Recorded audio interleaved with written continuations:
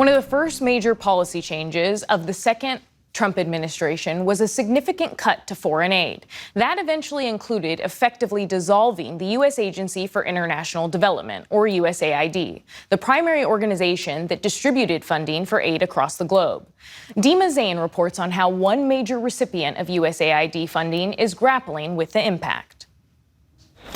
On a rural hillside in southwest Honduras, farmer Isidro Lopez is installing his own water delivery system. Drip irrigation linked to this reservoir allows Lopez to support his family year-round in this drought-stricken region. But the work of farmers like him is now on hold. The impact of the halt in USAID funding is really tremendous. We have lost projects that guarantee food security for families who can't otherwise put food on the table. Julio Cesar Cole runs Aso Main Copaco, the organization supporting Lopez's work. These are communities in which poverty will increase. These are communities where young people are going to lose opportunities or end up living in an eternal cycle of poverty, and most probably end up immigrating. It's just one of more than 1,000 local partners that work with International Humanitarian Agency Catholic Relief Services, or CRS. Today, the organization works in over 120 countries with both faith-based and secular nonprofits. CRS was one of the largest recipients of USAID funding, which made up nearly 2/3 of its total budget. That money was used to distribute life-saving food aid, prevent the spread of infectious disease, and run community development programs. The shock to the system right now with the massive level of the cuts is unprecedented in the time that I've been working. Sean Callahan is the group's CEO and says their local partners were also shocked. Wow, this is a real shame. Why are they doing it? They also said, if the U.S. doesn't want migrants, why would you stop investing here so that people can... So it seemed a little counterintuitive to many of the local people.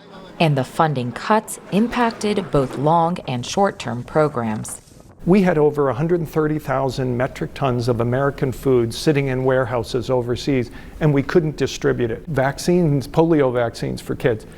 We had them in the clinic, we couldn't give them out. Treatment for HIV and AIDS at first, some of that was frozen, so we can't give antiviral therapy to a mother or a child. USAID is really corrupt.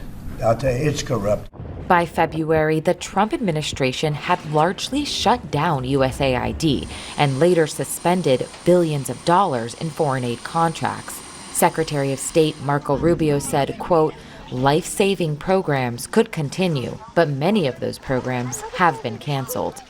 In a statement to the NewsHour, a State Department spokesperson said, U.S. foreign assistance will be transformed into a short-term, targeted, and transactional force that fiercely prioritizes America's interests. Ensuring we have the right mix of programs requires an agile approach. We will continue to make changes as needed.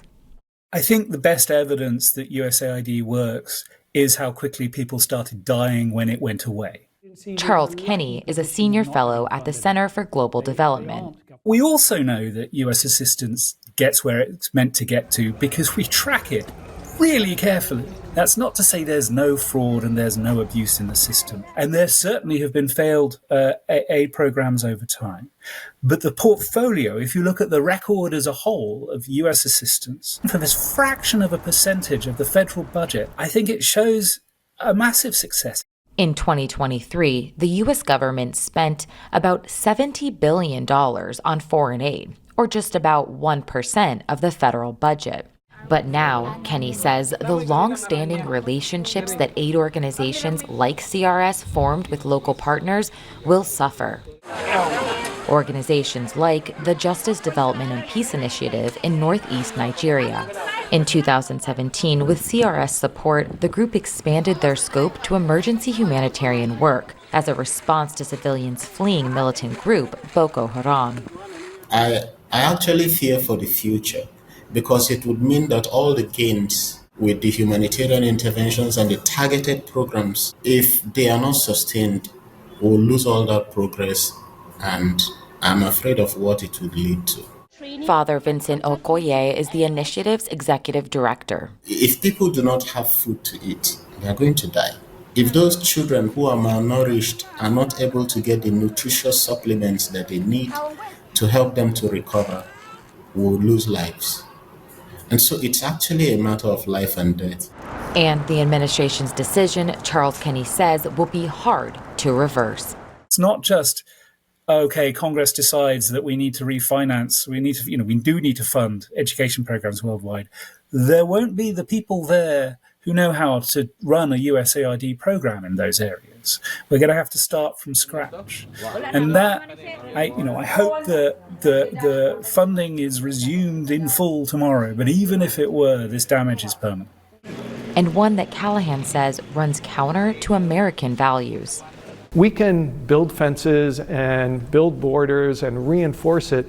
I'd prefer that we build bridges. That's what a great nation is someone who shows the generosity and spirit they have. It's not someone who says, I'm only going to help my family. What's your biggest fear for CRS and for all these communities that you've been helping? That people will start feeling that Americans don't care anymore, that we've stopped caring for other people. That puts us in a very weakened position around the world. The American ethos will be lost, and it will take many, many years to build that up. We've earned this reputation over many, many years. It'd be a shame if we destroyed it in a very few number of months. For the PBS NewsHour, I'm Dima Zain.